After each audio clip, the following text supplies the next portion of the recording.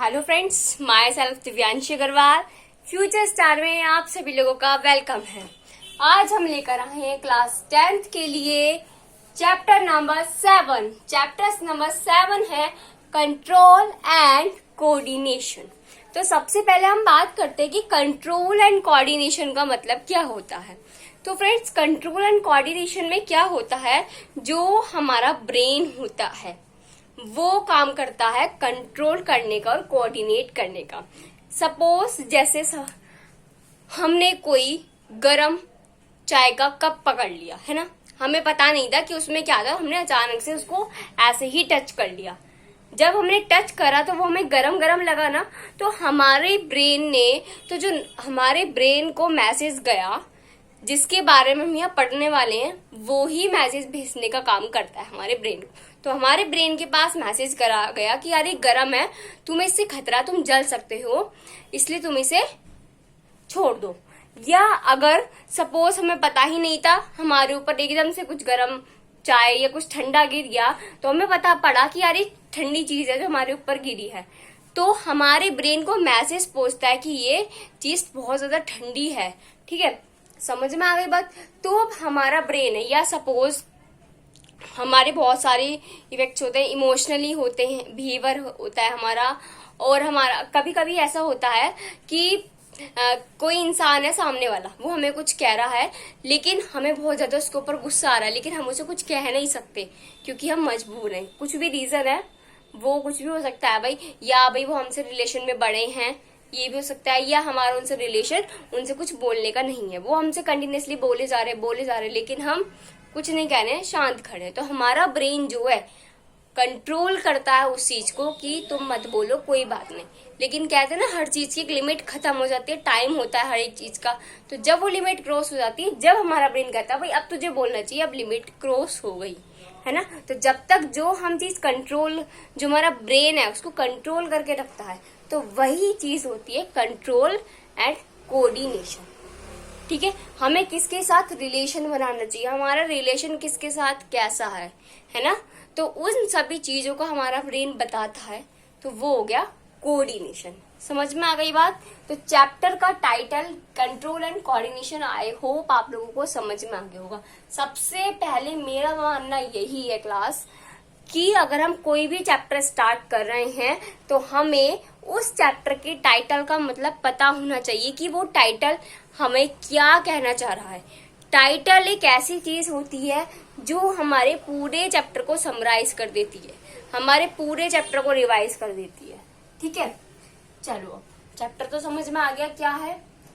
इसमें एक टर्म है होम्योस्टेसिस। होम्योस्टेसिस का मतलब क्या होता है, जो हमारी बॉडी है इसकी जो एक इंटरनल कंडीशन होती है, अगर वो कांस्टेंट है तो उसे हम कहते हैं होम्योस्टेसिस।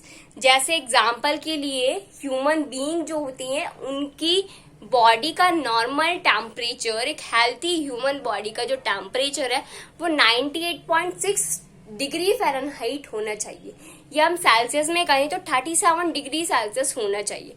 अगर वो उतना है तो इसका मतलब वो कंडीशन कैसी है, टेम्परेचर, ह्यूमन बॉडी टेम्परेचर के लिए होम्योस्टेसिस कंडीशन है। ओके क्लास, हमने वही लिखा है, it is the condition of the body, it is the condition of the body in which internal condition of the body should be maintained constant, are called homeostasis. For example के लिए है, जैसे normal human body temperature होता है 98.6 degree Fahrenheit या 37 degree Celsius. समझ में आ गया। अब हमारा मेन टॉपिक है नर्वस सिस्टम। मैंने जैसे अभी आपको बताया वीडियो की स्टार्टिंग में कि जो हमारा ब्रेन है वो हमारी हर चीज को कंट्रोल करता है, हमें कब रिएक्शन करना चाहिए, कब रिएक्शन नहीं करना चाहिए, हर चीज को कंट्रोल करके रखता है। हमें किसके साथ कॉम्बिनेशन बनाना चाहिए, किसके साथ हमें रिलेशन रखना चाहिए, किसके साथ हमें नहीं रखना चाहिए, हर चीज को कोऑर्डिनेट करता है। तो वो जो पूरा सिस्टम है, उस पूरे सिस्टम को जो सपोर्ट करता है, उस सिस्टम को कहते हैं हम नर्वस सिस्टम। समझ में आ गई बात, उसको कहते हैं हम नर्वस सिस्टम। तो ये जो नर्वस सिस्टम होता है ये कंसिस्ट करता है नर्व सेल्स। जैसा आपने देखा होगा या हमने पढ़ा भी था भाई, जो हमने एक्सक्रीशन प्रोसेस पढ़ा था उसमें हमने किडनी होती है, किडनी एक्सक्रीशन का काम करती है। अब किडनी के अंदर जो फिल्टर जो हो रहा है, फिल्ट्रेशन प्रोसेस जो हो रहा है, उसको कौन करता है? नेफ्रॉन। और बहुत सारी नेफ्रॉन प्रेजेंट होती है ना, तो पूरे किडनी के अंदर ऐसे ही एक पूरा जो नर्वस सिस्टम है, हमारी पूरी बॉडी ही नर्वस सिस्टम है, आप ये मान के चलो, ठीक है? हमारी पूरी बॉडी नर्वस सिस्टम है, ये मान के नहीं चलना, ये है ही राज, ठीक है? कैसे है वो आज हम यहाँ पढ़ेंगे। तो हमारी पूरी बॉडी में नर्व सेल्स प्रेजेंट होती हैं, वो नर्व सेल्स को हम न्यूरॉन भी बोलते हैं। अभी नर्व सेल्स क्या काम करती हैं? ये इंफॉर्मेशन को डिटेक्ट करती हैं और रिसीव करती हैं इंफॉर्मेशन को।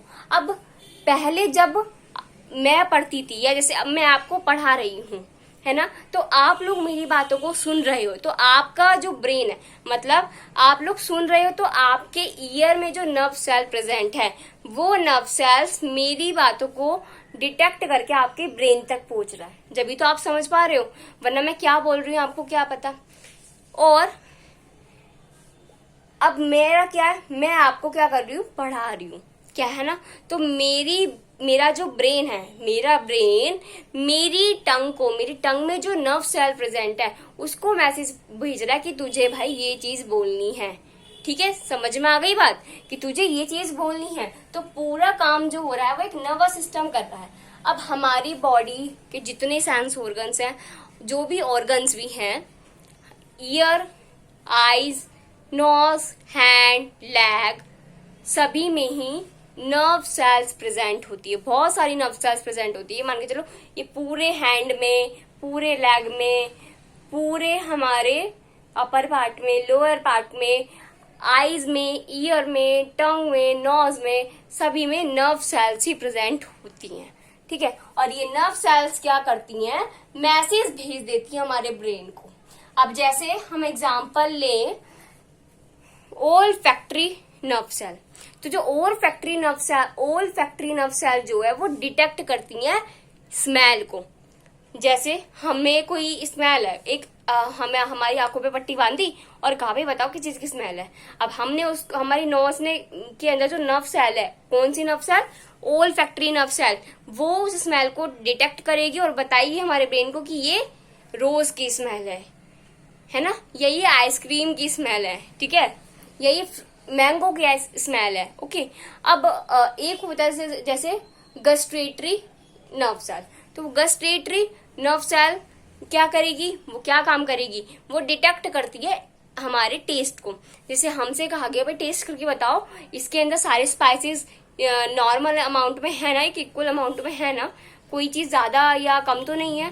तो हम क्या करेंगे? हमारी टंग, हम तो खाएंगे, हमारी टंग क्या करेगी? उसमें जो क्या प्रेजेंट है, गस्ट्रेटरी नर्व सेल जो प्रेजेंट है उससे डिटेक्ट करेगी, वो गस्ट्रेटरी नर्व सेल डिटेक्ट करेगी कि इस चीज का टेस्ट, इसमें इतना नमक कम है या इसमें इतना नमक ज्यादा है, या ये स्पाइसी है या ये स्वीट है, उसको डिटेक्ट करके हमारे ब्रेन को मैसेज करेगी। समझ में आ गई बात भाई? किस तरीके से नर्व सेल्स काम करती है हमारी बॉडी में? आई होप आपको समझ में आ गया होगा। मैंने समझाने की बहुत अच्छी कोशिश करी है जिससे कि आपको समझ में आ जाए कि भाई नर्व सेल का क्या रोल है हमारी लाइफ में। अब जो nerve fibres which are bundles of extended processes of nerve cells, अब पूरे नर्व सेल्स, बहुत सारे नर्व सेल्स को एक साथ मिलाकर जो पूरा बंडल तैयार होता है उसे क्या देते हैं? Nerve fibres. समझ में आ गई बात? अब कुल मिलाकर बात यह है कि नर्व सेल की स्ट्रक्चर कैसी होती है और कैसे कैसे ये काम करता है। भाई ये काम कैसे कैसे करता है, किस किस तरीके से मैसेज पहुंचा रहा है हमारे ब्रेन को, है ना, किस किस तरीके से मैसेज हमारे ब्रेन से ले रहा है, ये सारी चीजें हमें पता होनी चाहिए जब हम एक ह्यूमन बीइंग और हमारे पास ये चीज है। चलो जी, हो गया काम? इसको नोट डाउन कर लिया तो मैं रफ कर रही हूँ भाई। नेक्स्ट बात आती है स्ट्रक्चर ऑफ नर्व सेल। तो सबसे पहले नर्व सेल देखने में होती कैसी है? अब मैंने आपको तो बता दिया कि हमारी बॉडी में ना एक नर्व सेल प्रेजेंट है और उस नर्व सेल के जरिए आपके ब्रेन को मैसेज पहुंचता है। और अगर आप कोई मैसेज को किसी को रिसीव कर रहे हो, किसी को कोई उल्टा जवाब दे रहे हो, उसके मैसेज का आंसर दे रहे हो, तो वो काम भी आपके नर्व सेल कर रही है। लेकिन वो दिखने में कैसी होती है ना, वो भी तो पता होनी चाहिए। पहले हम कोई भी चीज होती है तो ये देखते हैं कि वो दिखने में कैसी है, उसका काम तो हम बाद में देखते हैं काम क्या करेगी ये। तो हम यहाँ वही पढ़ने वाले हैं, structure of nerve cell. Structure of nerve cells. अब ये जो नर्व सेल्स है कैसी दिखती हैं, इसकी स्ट्रक्चर ड्रॉ कर रही हूं भाई मैं। आप भी कहोगे पता नहीं क्या क्या बनाती रहती है मैम।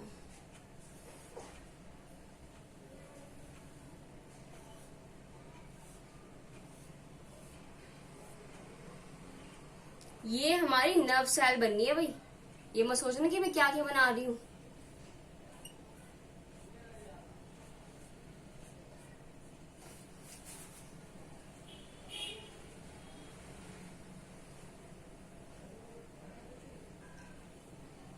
अब हमारी ये है नर्व सेल, ठीक है।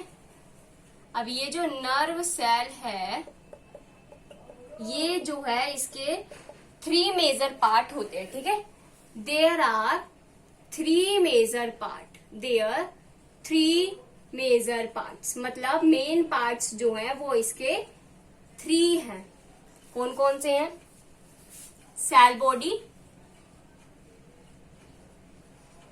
और साइटोन, जो मेन पार्ट है उसको पे मैं डबल अंडरलाइन कर दी हूं, ठीक है।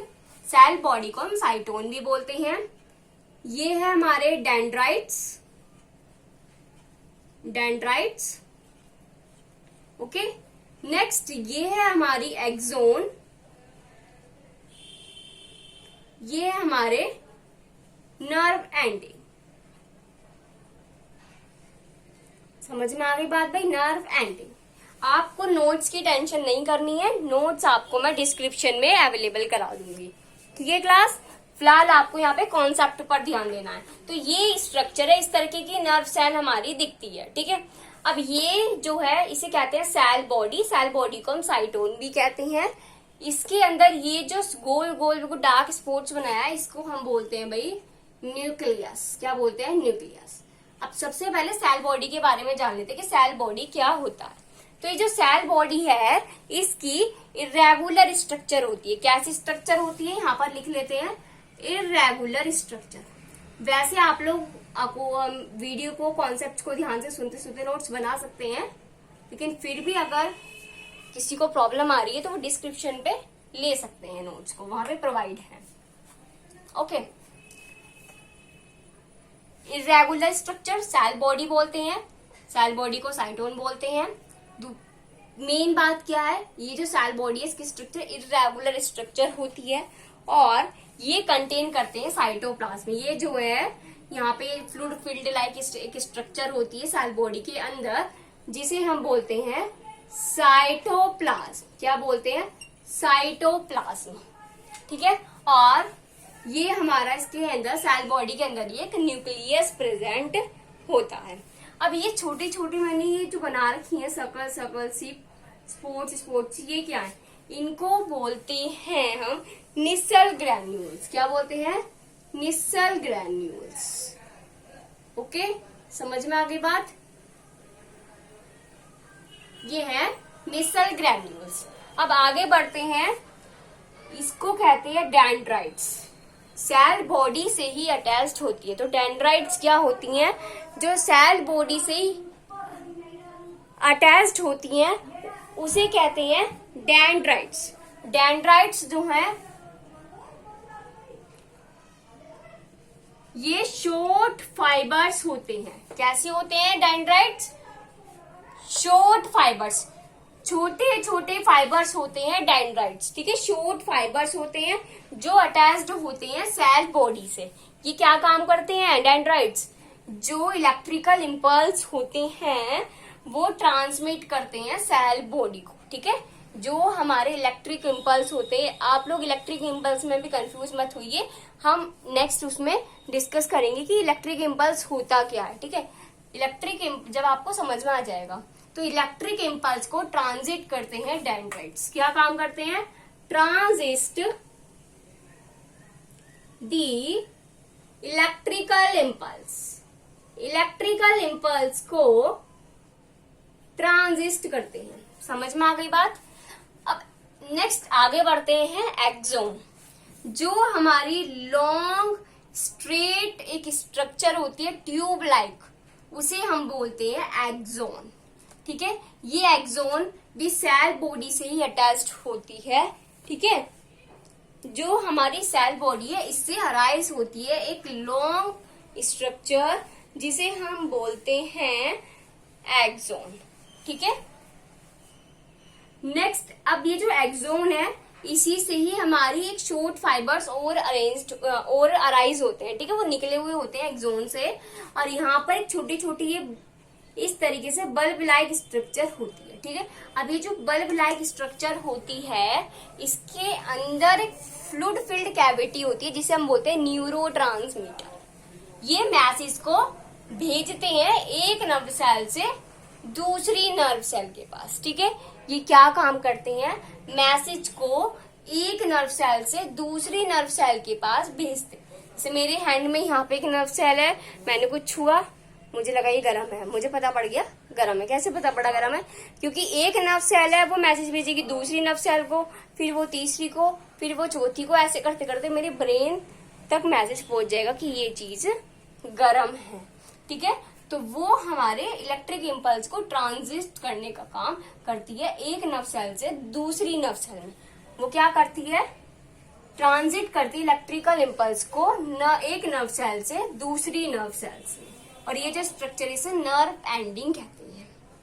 समझ में आ गई बात। मैं दोबारा बता रही हूँ, सबसे पहले पता है क्या होगा, जैसे मैंने कोई गर्म चीज छुई, मुझे पता पड़ गया गर्म चीज है, तो मुझे कैसे पता पड़ेगा, ये जो डेंड्राइट्स है ना, डेंड्राइट के पास मैसेज पहुंचेगा कि ये चीज गर्म है। ये डेंड्राइट्स सेल बॉडी को भेज देगा मैसेज, सेल बॉडी एक्सोन को भेजेगी, एक्सोन नर्व एंडिंग को भेजेंगे, नर्व एंडिंग दूसरी नर्व सेल को। जैसे इसमें मैसेज गया, अब ये जो दूसरी नर्व सेल है, दूसरी नर्व सेल को भी किस पार्ट को देगी, दूसरी नर्व सेल के किस पार्ट को देगी, डेंड्राइट को ही देगी। सेम वही प्रोसेसर होता रहेगा और हमारे ब्रेन को मैसेज पहुंच जाएगा ये चीज गर्म है।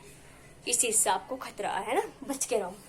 ठीक क्लास, तो ये यहाँ पर मैंने आपको अच्छे से एक्सप्लेन करने की कोशिश करी है। आई होप आप लोग समझ गए होंगे कि कौन से पार्ट को क्या बोलते हैं और कौन से पार्ट का क्या वर्क होता है। ठीक है, नोट्स की टेंशन मत लीजिएगा, नोट्स आपको डिस्क्रिप्शन पे मिल जाएंगे। ओके क्लास, अगर आपको कोई भी क्वेरी हो इस टॉपिक से रिलेटेड तो आप लोग कमेंट सेक्शन में कमेंट कर सकते हैं। Thank you and have a nice day.